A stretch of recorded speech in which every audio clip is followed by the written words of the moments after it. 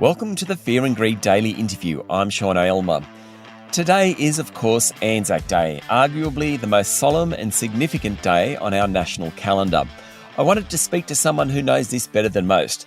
Mat McLachlan is one of Australia's leading war historians, having published the books Walking with the Anzacs and Gallipoli, The Battlefield's Guide, both considered definitive books on their subject. His latest book is called The Cowra Breakout.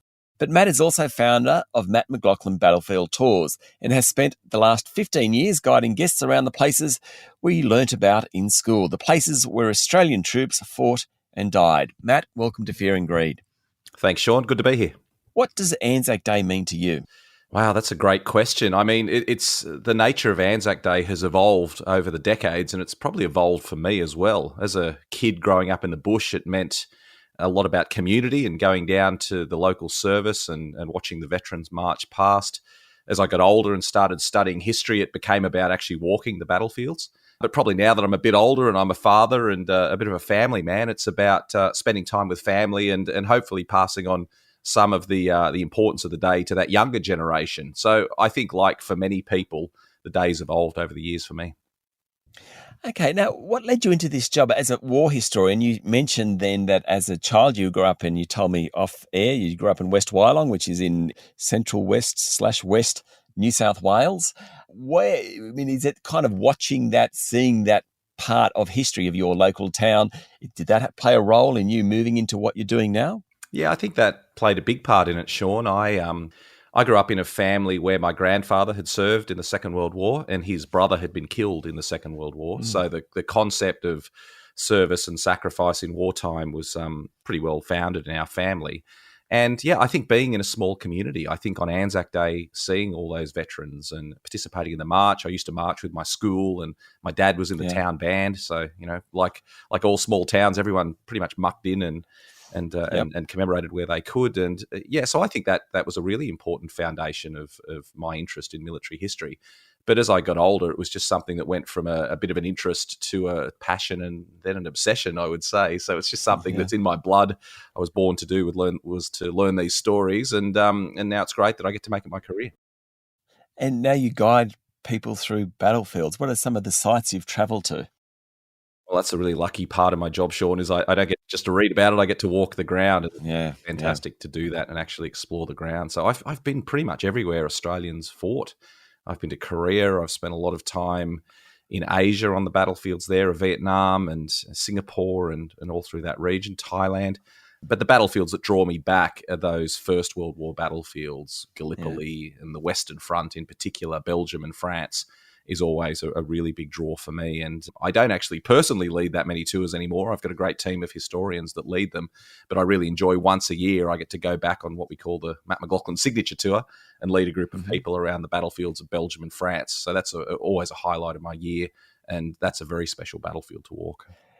Particularly today, let's talk about Gallipoli. What is it about? I mean, I've been to Gallipoli and it is moving. I went there on a beautiful day. There was sort of not a care in the world, and the emotion of that place is quite phenomenal, and the Turkish people do a tremendous job looking after it. But what is it about Gallipoli that just holds such a special place, not just in our kind of folklore, but also exactly Gallipoli, the place itself? Yeah, well, I think you've landed on it, Sean, that landscape is important in our understanding of the history. And Gallipoli is pretty much unique in terms of a battlefield in that it's still the same as it was in many ways in 1915. So because the terrain was so severe and the peninsula is very isolated, it hasn't changed very much. If you go to other battlefields around the world, they've reverted to farming and, positively, the life has taken over again from what was formerly a wasteland of a battlefield. Gallipoli is different. You can still see those cliffs. You can walk through the gullies. You can tackle the tough terrain that the Anzacs had to tackle. So not only is the story iconic, I think every Australian and New Zealander who goes there has these deep emotional connections with Gallipoli and the story. But when you walk the ground, you actually are walking in the footsteps of the Anzacs. So it's really quite extraordinary, and it's one of the most unique battlefields in the world to visit. What about the Western Front? And the Western Front is one of those things you hear about at school all the time. Where exactly is the Western Front, and why is that so important to Australians and New Zealanders?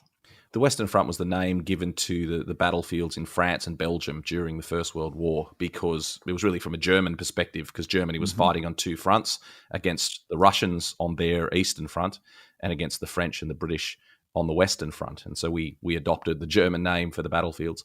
And the area stretches pretty much about an hour north of Paris today. If you drove up from Paris, it would take you about an hour to get to the battlefields. And it stretches from there all the way up across the Belgian border, all the way to the Belgian coast. And the trench lines were fairly static during the 4 years of warfare that were there.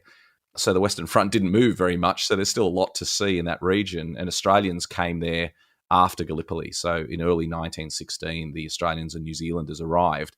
And then for the next 3 years, it was some of their toughest fighting of the war. In fact, the toughest fighting of the war. Their greatest achievements in the First World War occurred in Belgium and France. So Gallipoli will always be iconic, but the Western Front is the place where the most Anzac sacrifice occurred during the war. Are there other spots around the world that you think we tend to overlook? Because Gallipoli, number one, Western Front, number two, but we have fought in many theatres across many centuries, really. Yeah, Australia's always been a very good citizen of the world, and whenever there was a need for armies to sail across the seas, Australia and New Zealand, for that matter, were always very active in providing troops. There's some extraordinary places. I think one of the interesting things is that the Pacific battlefields of World War II were so important and so iconic for so many families. And there's so many people around today who could tell you stories of their father or grandfather fighting in those theatres. And yet the Pacific is a difficult destination to visit. It's not easy to go to some of these places, to go to the Solomon Islands or New Guinea or, a host of other places, Borneo, all these other places that Australians and New Zealanders fought during the war.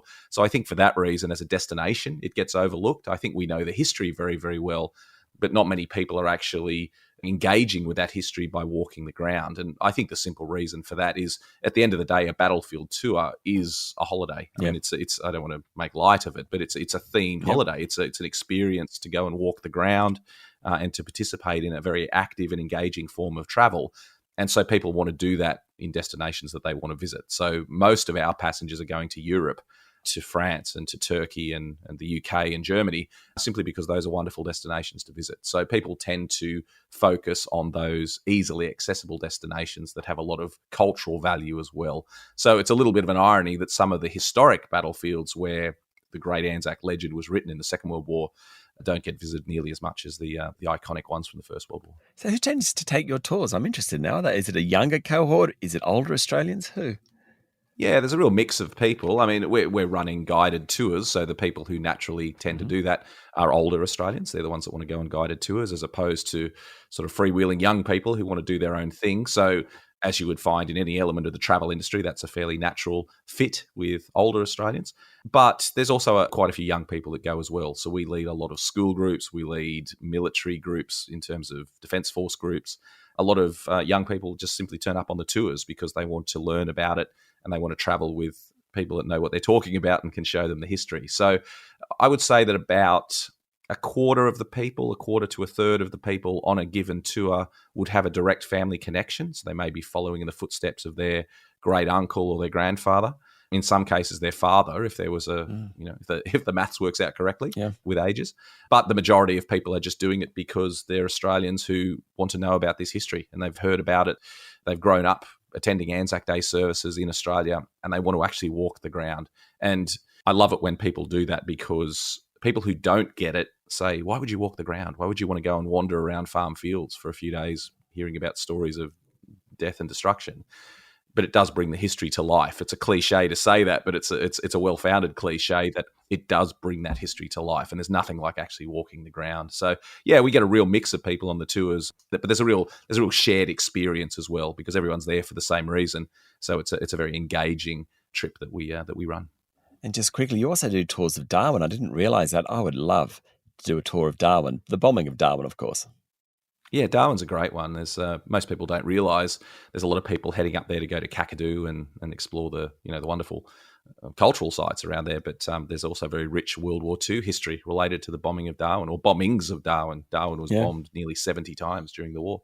And there's a lot of things left over there. There's some absolutely outstanding museums that tell the story, and a lot of World War II sites to visit. So that's always a good one to go up, one that people wouldn't normally think of. But in February every year, we lead a tour up to the battlefields to commemorate the first bombing of Darwin on the 19th of February, 1942. Matt, how are you spending today, Anzac Day? It's quite a busy one. I'm doing lots of media stuff. I'm very fortunate that people are interested in hearing what I've got to say on Anzac Day. But I also find time to go down to my local war memorial in Sydney and participate in a service. And that's always very special. They're always very different. Every year at Anzac Day service is very different from the previous one. And so I always like getting down. And as I said at the top of the interview, as a kid growing up in the bush, that sense of community on Anzac Day is very important to me. So I enjoy going out and spending time with my local community. Matt, thank you for talking to Fear and Greed. Thanks, Sean. That was Mat McLachlan, war historian and founder of Mat McLachlan Battlefield Tours. This is the Fear and Greed Daily Interview. Join us every morning for the full episode of Fear and Greed, Australia's most popular business podcast. I'm Sean Aylmer. Enjoy your Anzac Day.